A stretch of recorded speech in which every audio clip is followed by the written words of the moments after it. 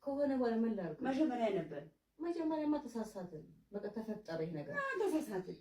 ወደሽ ሁሉም ነገሩ ጣሙ ምኑ አውቆሽ የሰራሽውን ቡና አይደለም፣ ሻይ አይደለም፣ ኬክ አይደለም፣ ጦር ማስቲካ አይደለም፣ ጥብስ አይደለም፣ ክትፎ አይደለም፣ ቅቅል አይደለም።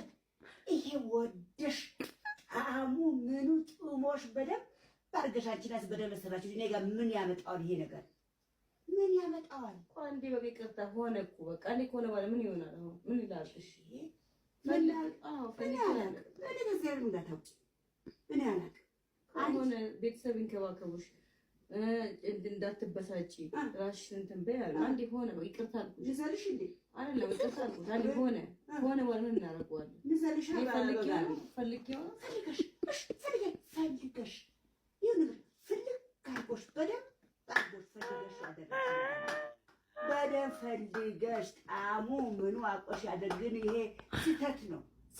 ይሄ ተፈረመንሽ እሰየው፣ እሺ ብሎ ተቀበልሽ እሰየው። እሱንማ ትናንት ነው ውጪ ስለኝ እምቢ አለሽኝ። አንቺ ልውጣ ስልሽ እምቢ አለሽኝ። ያቺ ክብር ብዬ ነው እኮ። አሁን ደግሞ ይሄ ተፈጠረ።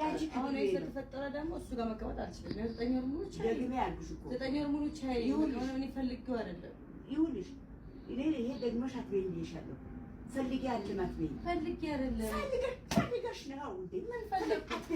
ምን ፈለግኩ? ወደሽ ጣፍጦሽ በደንብ አድርጎ ጣፍጦሽ በደንብ አድርጎ ጣሙ አውቆሽ ያደረሽው ነገር ነው። ሁለት ነፍስ ነኝ እንዳትነኪ። ሁለት ነፍስ ነኝ አነካሽም። ሁለት ነፍስ ነኝ አነካሽም። ተጠያቂ ነሽ። ሌላ ነገር አታውጪም። እኔ ፈልጌ አይደል ፈልገሽ ነው እንጂ ሁሉም ነገር ምን አይነት እንደሆነ እንዴት እንዳረጋሽ እንዴት እንደለወሰሽ እንዴት አድርጎ እንደቀየረሽ አንቺ ነው የምታውቂ። አሁን ጋሼ መስማት አለበት። ጋሼ መሄድ አለበት። አንቺ ሁለት ነፍስ ነኝ አትምጪ።